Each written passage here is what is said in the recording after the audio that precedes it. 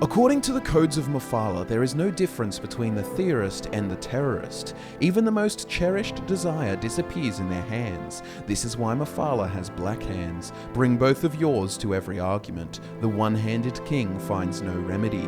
When you approach God, however, cut both of them off. God has no need of theory, and he is armored head to toe in terror. This has to be one of my favorite quotes about Mephala. It's from Sermon 11 of the 36 Lessons of Vivec. It begins to unravel the intricate web that is her sphere, but this Daedric prince of secret arts possesses infinitely more complexity than what can be summed up in a single picturesque quote, even one written by the warrior poet himself.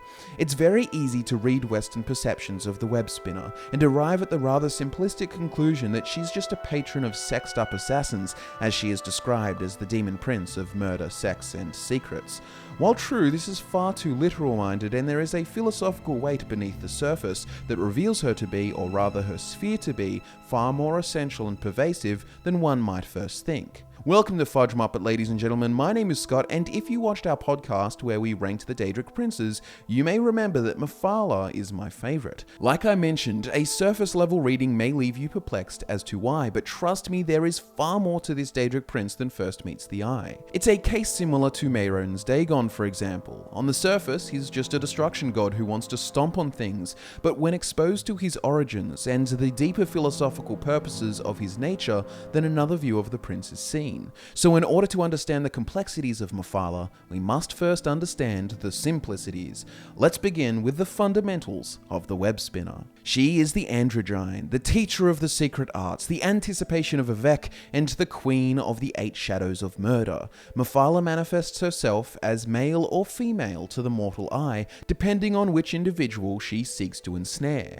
Usually she chooses the feminine form, however, it is important to make note of the intrinsic duality contained within. It's easy to see why she, of the 3 good Daedra, was chosen as the anticipation of Vivec, another individual who could often be seen as duality incarnate.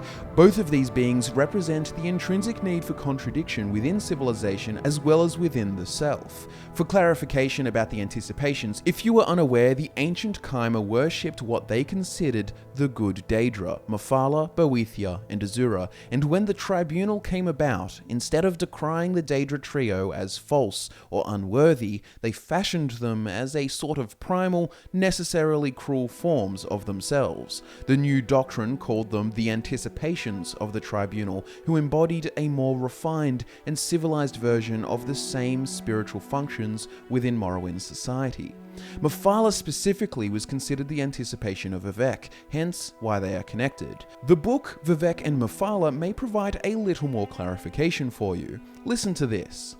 As known in the West, Mephala is the demon of murder, sex, and secrets. All of these themes contain subtle aspects and violent ones: assassination, genocide, courtship, orgy, tact, poetic truths. Mephala is understood paradoxically to contain and integrate these contradictory themes, and all these subtle undercurrents and contradictions are present in the Dunmer concepts of Vivec, even if they are not explicitly described and explained in temple doctrine. The Dunmer do not envision Lord Vivec as a creature of murder, sex, and secrets. Rather, they conceive of Lord Vivec as benevolent king, guardian warrior, poet, artist.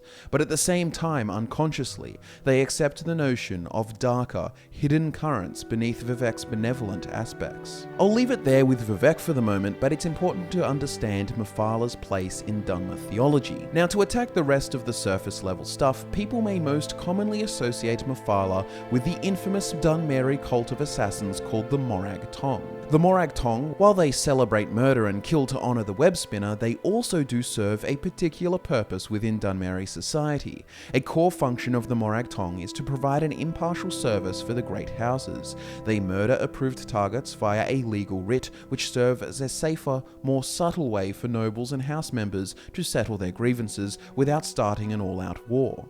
House wars were no longer large-scale battlefields with thousands of losses and destructions of cities. Instead, grievances grievances can be alleviated with some coin and some words with the Morag Tong. It turns the once full-scale house wars into what amounts to a sort of Cold War, which is far less destructive. Now, this has been a function of the Morag Tong for thousands of years, and it has been what prevented family feuds erupting into unbridled bloodshed, and hence the Tong have actually played a very large part in the stability of Morrowind's civilization, which will be relevant for later conversation, but for now, just know that Mephala founded the Morag Tong. What is also interesting here is that the Dark Brotherhood is most commonly understood to be a splinter faction of the Morag Tong that arose after the controversial assassinations of Riemann III, as well as the potentate Versailles many years later. These events brought a new level of infamy to the Morag Tong, which caused nobles and lords of all provinces to engage in vicious witch hunts, rooting out the cult for fear of their lives. The Tong had no choice but to retreat to the protection of Morrowind, and it is at this time it is believed that the Dark Brotherhood split from the Tong, choosing to continue operating everywhere, not cowing to the protection of the Tribunal. Now, you are of course familiar with the Night Mother, the spiritual head of the Dark Brotherhood, the supposed wife of Sithis, who relays the wishes of the Dreadfather to the Listener, the head of the faction. Well, there is a lot of speculation that the Night Mother is in fact just another aspect of Mephala herself. I quote from the book Fire and Darkness. "The Night Mother, my dear friend, is Mephala. The Dark Brotherhood of the West, unfettered by the orders of the Tribunal, continue to worship Mephala. They may not call her by name, but the Daedra of murder, sex, and secrets is their leader still, and they did not, and still do not, to this day, forgive their brethren for casting her aside." Now, personally, I find this to be the most compelling theory for the Night Mother's origins. We go more into this topic on the recent Dark Brotherhood podcast, so you can check out that for a rich discussion on that particular topic. However, the reason this is relevant is that this kind of arrangement would befit Mephala's sphere perfectly. Remember, after all, she is a Daedric prince of secrets and lies. It does not matter what name she is worshipped with, whether the Western Night Mother Dunma Mephala or the Khajiiti Mephala, she still has her will enacted unto the world. Despite the complexity of her sphere and the obscurities hidden within, one thing is known for certain, and that is that she loves to meddle in the affairs of mortals. Her entire sphere is contingent on mortal interactions, though it is not a trivial meddling. Divaith Fear, the powerful Telvanni wizard, over 4,000 years in age, has this to say about her. "Some of them do perceive mortals as mere playthings, but I do not suspect this of Mephala. She does nothing without purpose, perceives all of Orbis as an interconnected system of action and consequence, and employs herself in spinning new threads to influence outcomes. To what end? That you must work out for yourself, as I have. Do you think me fool enough to reveal the secrets of the Prince of Secrets? She is the spider who manages intricate threads of a great web that represents all mortal connections, and she plucks and pulls the strings, unraveling plots, lives, and in many ways she is connected to fate. On a symbolic level, females weaving and threading is associated with mortal lives and is a common theme in real-world religions. There are the Morai of Greek mythology, otherwise known as the Three Fates, or in Norse mythology there are the Nornir, three women who spun threads of fate at the foot of Yggdrasil, the World Tree. In similar way, one can imagine Mephala as a spider manipulating a giant web of life that connects all mortals, its threads representative of lives, which would give one the impression that she has some form of prophetic insight. This may seem like a leap at first, but let's first consider that she, in the book Varieties of Faith, is described as the sibling of Hermaeus Mora. It says, "Also called the Demon of Knowledge, he is vaguely related to the cult origins of the Morag Tong, Forester's Guild, if only by association with his brother-sister, Mephala." Hermaeus Mora is the Master of Tides and Fate, the Daedric Prince of Knowledge and Lord of Secrets. Secrets is clearly something that Mephala and Hermaeus Mora embody as siblings, but in different ways. I would say that while Hermaeus Mora enjoys the hoarding and uncovering of secrets, Mephala's sphere is more so about the creation of secrets, lies, murder, sex as a distraction, all arts used to deceive and submerge a truth, hence a secret. However, it is also worth mentioning that like her brother, she could be seen as a being of knowledge, as she is credited with teaching the Chimer how to evade their enemies and kill them with secret murder. Or with the Khajiiti, she is known to have shown them 8 paths and aided the clan mothers in the keeping of cultural secrets. To me, their relation is clear, and I suspect there is a fair amount of crossover within the realms of fate. Now, everything gets infinitely more complicated when you start discussing fate and prophecy within the Elder Scrolls. The literal, physical Elder Scrolls archive future and past events, yet strangely, due to the absurd metaphysical laws of Mundus, these can change. The past and future are not always strictly defined and subject to alteration. Think about things like dragon breaks or CHIM and Kalpas. This isn't the time to dive into those, but the important takeaway is that time is complicated, which by nature makes the Elder Scrolls' attempts to document it difficult. This all brings into conversation the idea of destiny and fate versus free will in the universe. I think it is a case of both, yet destiny or fate only describes the current trajectory, hence why Hermaeus Mora is known to be constantly scrying the tides of fate, because fate, like the tides, change and flow. I think it's more useful to use Divaith Fear's phrasing rather than fate, because the terms destiny or fate give the impression of something that is fixed. Instead, it's better to view Mephala's understanding of the world as perceiving all of the Orbis as an interconnected system of action and consequence. So by perceiving this realm of causality, she can make accurate predictions, but they are not infallible and subject to change. It gets all the more complicated when you throw in the notion that gods experience time as a constant flow of all events happening at once, as evidenced by the words of Vivec and the words of Azura, who says, "For the lives of gods are not what mortals think, and matters that weigh only years to mortals weigh on gods forever." Now, why bring all this up? The reason is that understanding how gods perceive things and how malleable time can be gives us clarity and insight into the limitations of the gods. They are powerful, yet not omnipotent. This is why the Skull could hide secrets from Hermaeus Mora, it is how Azura could be betrayed by the Tribunal, it is how the thief Rajin could steal a ring from Mephala's arm. These beings do possess blind spots and incomplete understandings, even though these incomplete understandings far exceed what a mere mortal could conceive of. So far we have spoken about how Mephala is related to the tribunal god Vivec, how she founded the Morag Tong and is potentially the Night Mother, as well as her connection to her sibling Hermaeus Mora, which indirectly ties her to the sphere of fate, as well as symbolism of weaving threads of life, which she manipulates as a spider.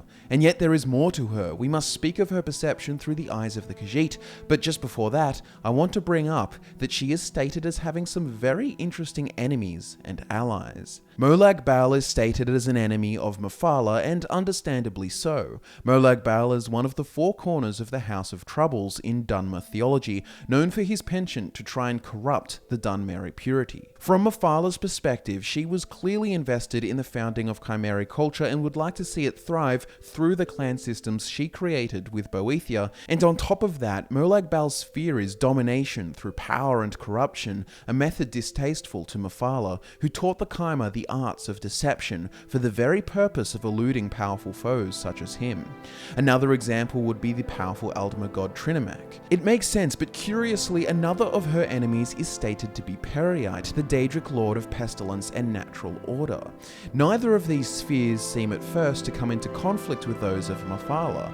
That is until you choose to see Mephala as I do, which is that as a god of civilization. I know it's not the first thing you think of when you hear about a prince of lies, sex and murder, but when you look at everything her sphere encapsulates, she is revealed to be a god invested in and dependent on the flourishing of civilizations, and civilizations only truly find their wealth through enacting her sphere. Perhaps if you were to envision lies instead as myths, then you can see how lies as myths are the cornerstones of cultural and spiritual unity and organization, which together make up a society. Murder and manipulation often seem the necessary tools to maintain unity between peoples of differing power and wealth. Erase the upstart rebel, or perhaps instead direct them toward a racial or cultural enemy which is held responsible for all their plights and woes. It is through an intricate weave of lies and contradictions that societies are held together. If only the peasant knew what placed him in the fields of wheat and his noble lord in the mansion of lavishness was a story, a myth, a lie weaved by their forefathers. We'll touch on this idea of Mephala as a god of civilization as we keep moving forward, but now, with that additional context, one could see how Peryite, as a lord of natural order, runs against the pursuits of a civilization or higher order, where Peryite would like to see a society run its course and collapse. I imagine Mephala would string more and more threads, more stories and lies, to fill her web and keep the civilization lasting and evolving, adapting. So back to her enemies and allies. Another enemy is Ebenam, but he's a foe of most Daedra. What is a far more interesting point of discussion is a Daedric prince that she is allied with, Malacath, Daedric Prince of the Scorned. Malacath's origins are well known, the talk of the town in fact. Trinomac the god didn't like that the prophet Veloth took a group of heretic Aldmer away from Somerset, and so he took chase. Boethia stood in the way in order to let his newcomer people follow Veloth to Resdayn, and so a battle between them ensued. Trinomac was about to strike a mighty blow when Mephala appeared and stabbed him in the back. As Trinomac kneeled, wounded by Mephala's treachery, Boethia gloated and cast a terrible ritual to scar and twist his appearance, then cast him to a place of choking air and ash. Trinomac, enraged by his failure, was reborn in blood as he sliced open his own chest, tearing the shame from his spirit.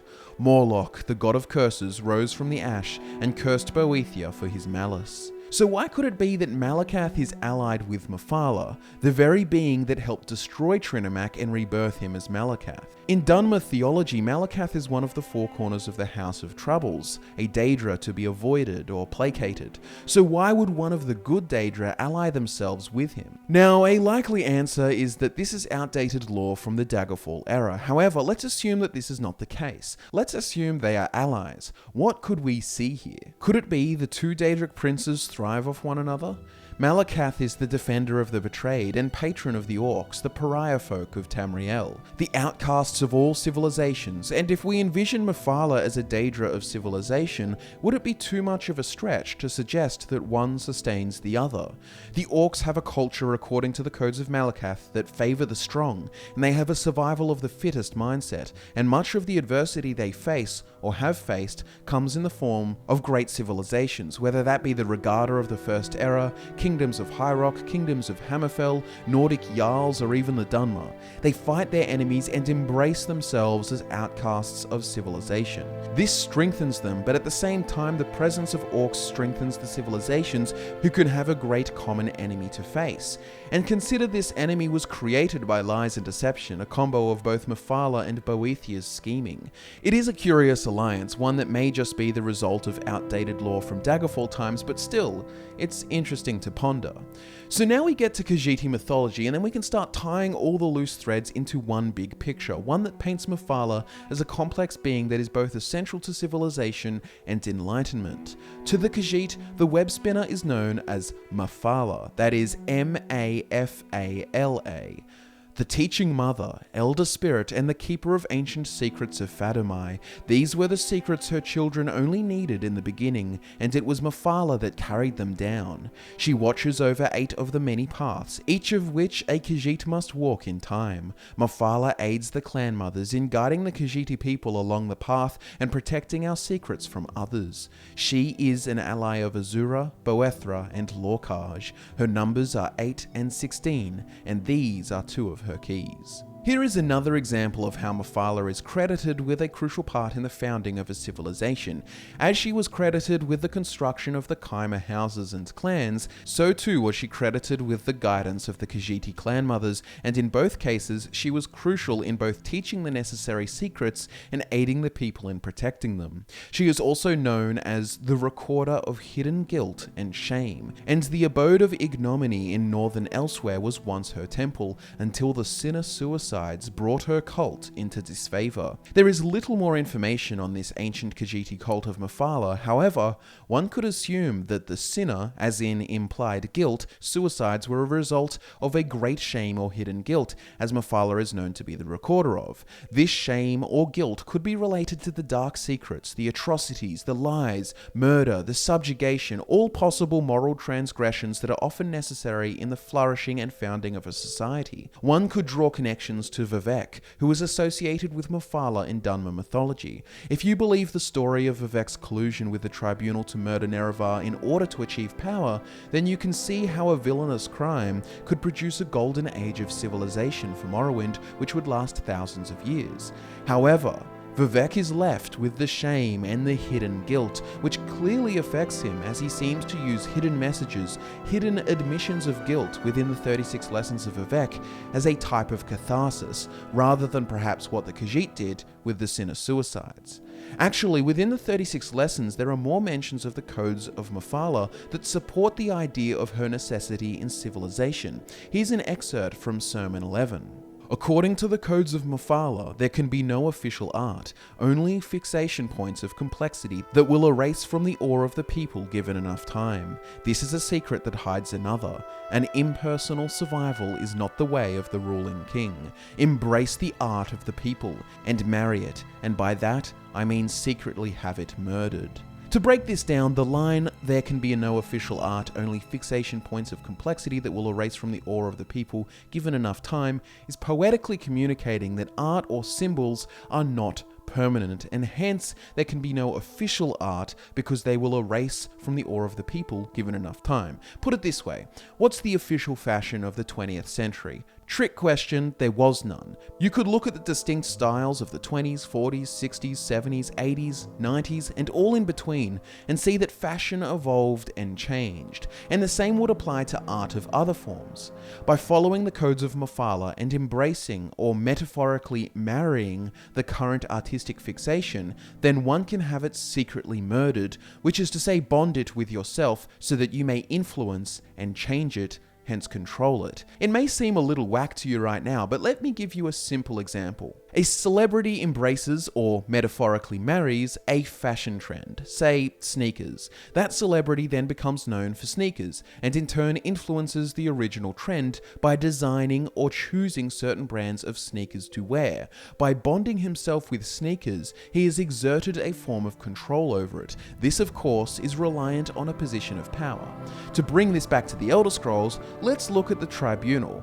We can take Nerevar as the fixation point of complexity for the Khajiiti people, the Hortator, their champion. Indoral Almalexia literally marries Nerevar, which gives him the name Indoral Nerevar. This already is an example of cultural control exerted. Nerevar, the symbol, is now eternally connected to House Indoril. Beyond this, the tribunal of Vivec, Sothasil, and Almalexia secretly murder Nerevar, yet spin a different story about his death.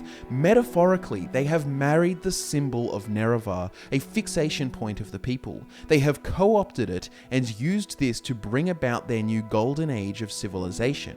It could be easily concluded that marrying, co-opting, embracing the art symbol fixation point of the people allows the individual who did so to control and manipulate society, often via a lie, as is the case with the death of Nerevar. Or instead think of an example of modern-day politicians who will marry a cause of the people, which already exists, in order to further their position and control the symbol, because they become the cultural representative of that, which allows them to change it how they like. Kind of like how corporations marry social causes, so they can continue to further their own profits, while maintaining an image that champions morality. I think you should get the idea, but I can understand how this discussion can get a little space cakey, as usually is the case when Vivec's sermons show up. However, the point is that the codes of Mephala dictate ways for a king or leader to essentially control and manipulate a society, whether that be through lies or secret murder, as in bloodshed, or the metaphorical murdering or co-opting of ideas, art, or symbols.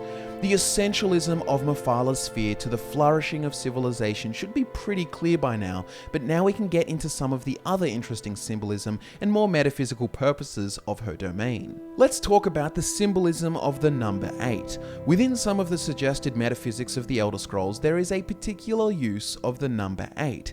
In certain theories, there are suggested to be 8 towers which hold up reality and entrench the mortal realm. These are Adamantia, aka the Doreni Tower, Red Tower, aka Red Mountain, White Gold Tower, Crystal Like Law, aka the Crystal Tower, Snowthroat, aka the Throat of the World, Greensap, Orichalc, and Walk Brass, otherwise known as the Numidium. In a diagram, one could visualize these 8 towers as spokes that hold up Mundus, which can be visualized as a wheel. Interestingly, Mephala copies the structure of Mundus for her Daedric realm called the Spiral Skein. Listen to this passage about the place. In Oblivion you keep your secrets, and the secrets of all those entangled in your webs of subterfuge and semblance. The Spiral Skein is your realm, and like Nirn, in its center is a tower, the Pillar Palace of Mephala, whose name is too awful to be uttered. Spun round to this pillar like spokes are the 8 strands of the skein, to each its own space, and to each space its sin. First is a cavern of plinths and pedestals, each is a lie, for they pretend to hold up the sky, and the sky is the greatest lie of all. Second are the chambers of envy, for compared to the cavern above, they are cramped and confined, and therefore they hate the cavern. Third are grottos, alluring and seductive, for their walls and ceilings glow like a million stars that sing a song of love, but the glowing lights are maggots, and the song they sing is decay. Fourth are the tunnels of fear, for they are eternally dark, and where there is darkness there is dread. Fifth are the halls where fair is foul and foul is fair, and every belief is a betrayal. Sixth is the arena of murder, for ever shall betrayal be followed by murder. Seventh are the arcades of avarice and appetite, for contained therein are all the things mortals would kill or die for. Eighth is the flaming skein of fury, for as death comes to all mortals, therefore all treasures are lies. This is the Spiral Skein, the tower is one, the strands are 8, the lessons are forever. Not only is the number 8 representative of both the metaphysical design of Mundus and the Spiral Skein, and also the number of legs a spider has, there is another mention of 8 in direct reference to Mephala that is from Khajiiti mythology. Quote from the book The Wandering Spirits: "She watches over the 8 of the many paths, each of which a Khajiit must walk in time. Mephala aids the clan mothers in guiding the Khajiiti people along the path and protecting our secrets from others." So Khajiit have these paths of which Mephala watches over 8 of the many, as well as aiding the clan mothers in guiding the people and protecting their secrets. There is so little information on these 8 paths, but I'm curious if there is any connection to the 6 walking ways of Dunmer theology, the supposed 6 paths to enlightenment. The numbers 8 and its double 16 are described as Mephala's numbers, and also 2 of her keys, and keys are referenced many times in Khajiiti mythology, but usually in a very metaphorical or metaphysical sense. I do, however, feel like with this kind of discussion where you can only get to a point of mostly conjecture, but I'd love to hear any additional symbolic connections you can make. However, there is another major connection between Mephala and enlightenment, such as CHIM, for example. From the 36 lessons of Vivec, the heart of the second serpent holds the secret triangular gate. Look at the secret triangular gate sideways, and you see the secret tower. The secret tower within the tower is the shape of the only name of God, I. This quote here describes seeing the wheel, aka Mundus, on its side, which creates a singular line, like the letter I, that being the secret to CHIM. In simple terms, CHIM is a somewhat contradictory state, which is the enlightened understanding of the metaphysics of Mundus, which is to say that all of the Orbis is contained within the dream of an unknowable entity called the Godhead. Now, for most people, they freak out and rationalize themselves out of existence, or zero-sum. I also suppose they could enter a state of denial and just fail enlightenment. However, if one is able to say I, as in I exist, maintain a sense of self and ego, despite the confronting, convincing information that you don't exist, but are in fact part of a dream, then they achieve a state known as CHIM, which has been likened to the state of a lucid dreamer within a dream, which, if you have ever been able to do so, is like being a god of your very own imaginative realm. On a surface level, you can introduce Mephala's importance here by establishing that as a Daedric Prince of Lies, she is essential here when using such a great contradiction. A contradiction, by default, is a kind of lie. To be able to lie to yourself, claiming your ego over the metaphysical truths of the universe, while also understanding and accepting the nature of it, is one hell of a contradiction, but at the same time, by lying to yourself, it kind of becomes true, because by achieving CHIM you become godlike, so these contradictions and lies can be likened to your very own mythology that you have created. A lot of Elder Scrolls metaphysics make a lot more sense if you conceive of them as a type of tapestry or scroll, or rather an Elder Scroll, filled with stories and metaphors rather than having a strictly scientific materialist view of it, so that when someone puts themselves into a position of power to write the stories, they can change the nature of the universe. The laws and truths of Mundus are in flux. They evolve and change, or rather, all exist at once, yet contradict. We won't dive into this discussion much further, but let's keep it on track with Mephala. We've already made connections with the Daedric Prince of Lies to things such as the founding and continuation of civilizations involving the necessary lies and sins, as well as the path to enlightenment through contradiction. Well, let's dive a little bit more into the latter, because there are some fascinating areas of interest with the three good Daedra and their connections to this mysterious gate. The heart of the second serpent holds the secret triangular gate. Look at the secret triangular gate sideways and you will see the secret tower. This triangular gate is likely the three good Daedra, Azura, Mephala, and Boethia, and there are additional references to the importance of these three Daedra to the metaphysical process of Mundus, as well as a gate, in both Khajiiti and Dunmeri theology. The lessons of Vivec further say, Mephala and Azura are the twin gates of tradition, and Boethia is the secret flame. Boethia and Azura are the principles of the universal plot, which is begetting, which is creation, and Mephala makes of it an art form. It is also worth mentioning that Boethra, that is the Khajiiti version of Mephala, is considered the mate of Mephala, who did not forget her love for Boethra after Ernur sent her into exile for her rebellious nature.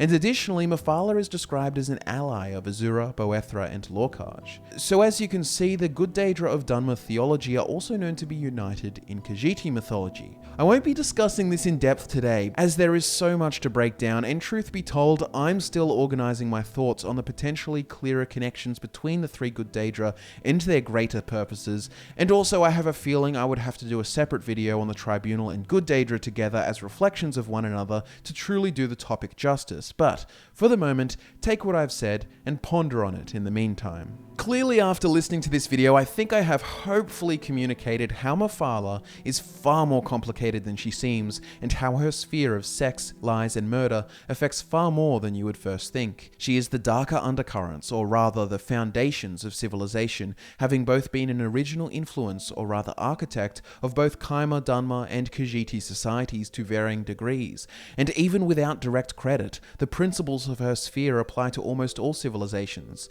Think Tiber Septim and the controversial Arcturian heresy. The Webspinner is the dark secrets that allow these civilizations to flourish. She is the lie, the contradiction, the myth that people tell themselves. She is the benevolent kingdom built upon a foundation of crushed bones and agony. She is necessary. She is Mephala. Thank you so much for watching, ladies and gentlemen. As you can clearly tell, Mephala is my favourite Daedric prince, and her tribunal reflection, Vivec, is my favourite god, so naturally each enhances the enjoyment of the other for me. Hopefully after all of this, many of you have at least bumped up Mephala in your favourite Daedra lists. Please do give the video a like, it really helps out the channel. Subscribe for more Elder Scrolls lore discussions such as this. Let me know down below in the comments what you thought about this one, and do share your insights. Thanks again for watching. My name is Scott from FudgeMuppet, and I'll be back to nerd out with you again next time.